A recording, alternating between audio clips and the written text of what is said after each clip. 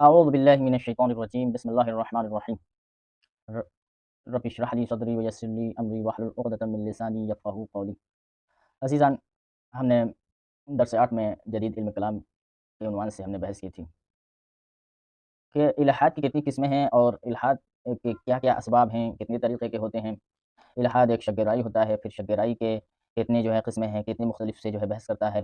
ایک شک گرائی سلبی، ایک شک گرائی ایجابی، ایک شک گرائی جو سلبی یعنی مثبت حالت میں ہوتے ہیں، وہ ایک خدا کا انکار کر رہے ہوتے ہیں اور وہ اپنے دلائل کی بنیاد پر رد کر رہے ہوتے ہیں۔ اور ایک سلبی جو حالت ہے وہ کہتے ہیں کہ خدا کے وجود کا جو انکار کرنے والے ہیں، اور جو اس خدا کے وجود کے انکار کرنے پر جو ثابت کرتے ہیں، کہتے ہیں کہ یہ بھی صحیح ہے، یہ بھی صحیح ہے، مجھے نہیں پتہ اس میں کون سی صحیح ہے، ہم اس حالت میں ہوتے ہیں، یعنی وہ اپنا نظریہ اس معاملے میں نہیں دیتے ہیں۔ ایک سلبی حالت ہوتی ہے۔ پھر ایک جو الحاد کتنے کیٹیگری کے ہوتے ہیں، الحاد کتنے طریقے کا ہوتا ہے، الحاد اجتماعی ہوتا ہے یا ایک الحاد معاشرتی ہوتا ہے، ایک الحاد نفسیاتی ہوتا ہے۔ ان تمام چیزوں کے اوپر ہم نے بحث کی تھی۔ تو عزیزان، آج جو ہم بحث کریں گے جدید الحاد ماڈرن تھیولوجی، اور جو قدیم تھیولوجی تھی اس میں کیا فرق ہے، اور آج کے جدید الحاد میں کوئی بہت بڑا فرق نہیں ہے۔ جو قدیم تھا اور جو جدید ہے اس میں صرف اور صرف نسبتاً فرق ہے، اور نسبتاً کیا فرق ہے انشاءاللہ ہم بیان کریں گے۔ ایک جو جدید علم کا جو ہم تاریخچہ پڑھیں گے، اور وہ واضح طور پہ ہمیں پتہ چلے گا کہ پرانے زمانے میں جو ملحد ہوتے تھے وہ ہمیشہ ہوتے تھے دفاع کی حالت میں ہوتے تھے، یعنی وہ اپنے خدا کے وجود کے نہ ہونے پر دلائل لے کر آتے تھے اور اس بنیاد پر ہمیشہ دفاع اپنی بات کرتے تھے، تہاجمی کی حالت میں نہیں ہوتے تھے، اور یا تو چھوٹی موٹی ایک کتاب لکھ کر دفاع کرتے تھے، یا ایک دوسرے سے گپ شپ کر کے دفاع کرتے تھے، ملاقات کر کے دفاع کرتے تھے، یعنی بہت بڑا تہاجم واقع نہیں ہوتا تھا۔ لیکن آج کل کے دور میں جو جدید علم کلام ہے، ماڈرن تھیولوجی ہے، وہ دفاع کی حالت میں نہیں ہوتا ہے۔ دفاع کی حالت میں تو ہوتا ہے، اس کے ساتھ ساتھ تہاجم کے ساتھ وہ آتا ہے۔ وہ تہاجمی حالت میں ہے، یہ ڈیفینس کی حالت میں نہیں ہے، ڈیفینس نہیں کرتے۔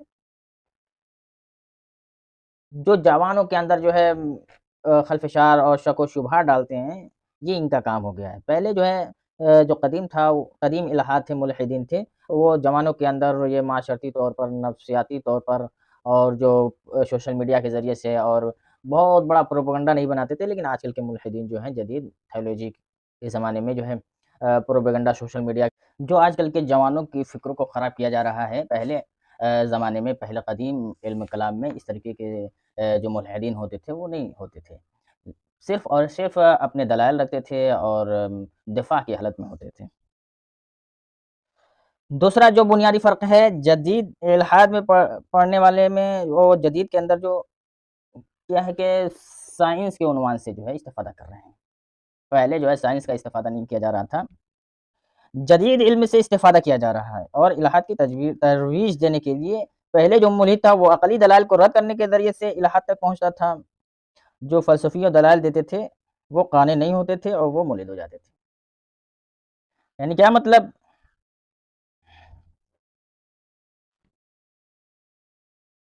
عقلی دلیل کے ذریعے سے، صرف پہلے عقلی دلیل کے ذریعے سے اپنے دلائل رکھتے تھے اور وہ کیا بولتے ہیں، الحاد تک پہنچتے تھے۔ لیکن آج کل کے جو فلسفی ہیں، وہ سائنس کے ذریعے سے بہت ساری چیزوں کا، اور جو جدید علم کے ذریعے سے استفادہ کر رہے ہیں، اور ان تمام چیزوں کے ذریعے سے دلائل پیش کر رہے ہیں، اور کسی اور سے قانع نہیں ہو رہے ہیں، بلکہ سائنس اور جدید علم ٹیکنالوجی کے ذریعے سے بھی اپنے دلائل کو رکھتے ہیں۔ آج کا جو ملحد وہ سائنس سے استفادہ کر کے ثابت کرتا ہے، آج کے سائنس کے لیے خدا نہیں ہے، بس دوسرا بنیادی فرق ہے سائنس سے استفادہ۔ یعنی کیا مطلب؟ یہ جو دوسرا بنیادی فرق ہو گیا سائنس سے استفادہ کرنا، اور تیسرا بنیادی فرق یہ ہے کہ جب الحاد پایا جاتا تھا، اگر کوئی ملحد بن جاتا تھا تو ایک تحریک کی حالت نہیں بناتا تھا، پہلے ایک تحریک کی حالت میں نہیں ہوتا تھا۔ لیکن آج کے جو ملحدین ہیں وہ تحریک کی حالت میں ہوتے ہیں، جھگڑے کی حالت میں ہوتے ہیں، جوانوں کی فکروں کو خراب کرنے کی حالت میں ہوتے ہیں، سوشل میڈیا میں ایکٹیو ہونے کی حالت میں ہوتے ہیں، یعنی کہ کوئی نہ کوئی ایسا حربہ استعمال کرتے ہیں جو بھی خدا کے وجود کے قائل ہیں، وہ کسی نہ کسی صورت میں وہ خدا کے وجود کے قائل نہ ہونے کی صورت میں وہ ایک کام کر رہے ہیں اس بنیاد پر کہ وہ خدا کے قائل نہ ہوں۔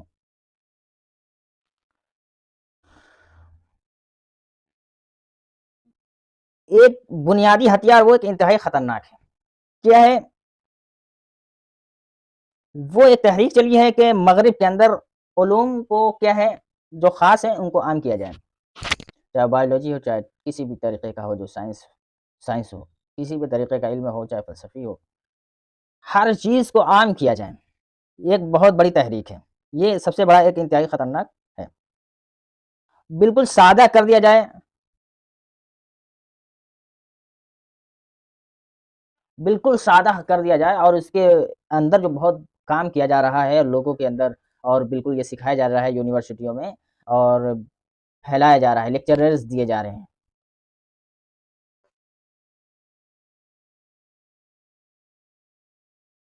یعنی ایک ترک دیتے ہیں کہ عام اگر علم ہو جائیں گے تو جو ہے معاشرے میں جو ہے ترقی ہوگی، اور اس کی بنیاد میں جو معاشرے میں اندر شعور پیدا ہوگا، اور اس سے جو ہے لوگ استفادہ کریں گے۔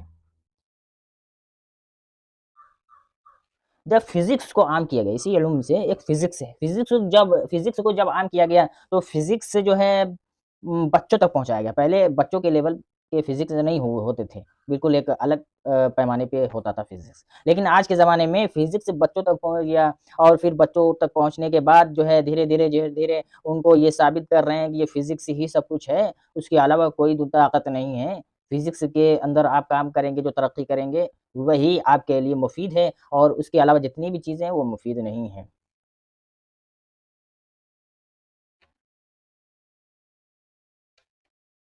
سائنس کے علاوہ کچھ بھی نہیں، یہ ذہنوں کے اندر ڈالنا چاہ رہے ہیں۔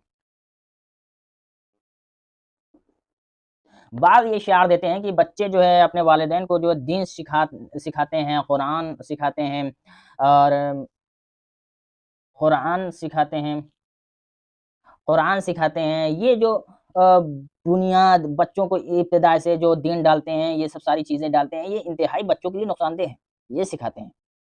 حالانکہ ہمارے نظریے کے حساب سے بچے کو ابتدائی طریقے سے دین کو سکھایا جائے، دینی تعلیم اور جتنی بھی سارے احکامات ان کو سکھایا جائے، کیونکہ یہ اس دنیا میں اللہ نے جو پیدا کیا ہے مقصد صرف اور صرف دین کے اوپر چلنا ہی ہے، اور دین پر چل کر کے ہمیں خدا کی معرفت حاصل کرنا ہے اور آخرت حاصل کرنی ہے، آخرت میں ایک اعلیٰ مقام پیدا کرنا ہے۔ خب یہ جو ملحدین کے جو بنیادی ترین جو ہے اس کا نمائندہ کون ہے؟ جدید جو ملحدین میں کون نمائندہ ہے؟ ایک ہے ڈاکنیس، اور ایک ہے ڈینیل ڈینٹ، ایک ہے فین ہیرس، اور ایک ہے ڈیفن ہاکنگ۔ یہ جو بڑے بڑے نام ہیں یہ آج کل کے نمائندے ہیں۔ ایک اسٹیٹن ہے، یہ وہ شخص ہے جو پوری دنیا کے جو فزکس دان جو ہیں اس کے فزکس اور اس کی تھیوریاں پڑھ کر کے فزکس دان بنتے ہیں۔ کون ہے؟ اسٹیٹن۔ یہ ایک بہت بڑا جو ہے فزکس دان تھا، ان کی فزکس کو پڑھ کر کے، ان کی تھیوریاں کو پڑھ کر کے فزکس دان بنتے ہیں آج کل کے زمانے میں۔ جدید الہات کسے کہتے ہیں؟ اور یہ بعض اپنے فرق رکھتے ہیں یہ الہات سے، یہ جو پہلے والے الہات سے اس میں کیا فرق رکھتے ہیں؟ ایک تو فزکس سے ہے، بنیادی فرق ہے، اس کے ذریعے سے الہات کی فکر کو پھیلاتے ہیں، اور فزکس اپنے دونوں شعبوں کے اندر ایک ہے کازمکس فزکس ہے، ایک کوانٹم فزکس ہے، ایک مشہور ترین جسے جتنے بھی سائنسداں ہیں اس پر اپنی تھیوری پیش کرتے ہیں۔ ان تمام جو کوانٹم فزکس ہے، کازمکس فزکس ہے، جو مشہور سائنسداں ہیں اپنی جو ہے رائے اور تھیوریاں جو ہے پیش کرتے ہیں انہی کے ذریعے سے۔ دوسرا جو ہے بایولوجی کے ذریعے سے، اور مخصوصاً جو ہے ایک ڈارون کے ساتھ جو مربوط ہیں، اس طرف سے کہ بایولوجی کے اس شعبے سے استفادہ کرتے ہیں اور الہات کو بیان کرتے ہیں۔ بایولوجی ہے یہ دوسرا جو ہے اہم ترین ہے بایولوجی کے ذریعے سے۔ تیسرا اہم ترین مجموعہ ہے کہ ایک کاگنیٹو سائنس، کیا ہے اس کو آپ دیکھ لیجیے، کاگنیٹو سائنس مختلف علوم کا مجموعہ ہے، یہ ایک کاگنیٹو سائنس مختلف علوم کا ایک مجموعہ ہے، اس کے ذریعے سے الہات کو ثابت کیا جا رہا ہے۔ اس میں کیا ہے؟ سائیکالوجی ہے اس کے اندر، اور پیرا سائیکالوجی ہے، نیورولوجی ہے، یہ مختلف علوم اس کے اندر موجود ہیں، اپنے الہادی نظریے کو جو جوان کے ذہن میں ڈالے جا رہے ہیں ان کے ذریعے سے۔ آپ اس میں دیکھیے کہ ہمارے جوان جو ہے ان علوم کو یقین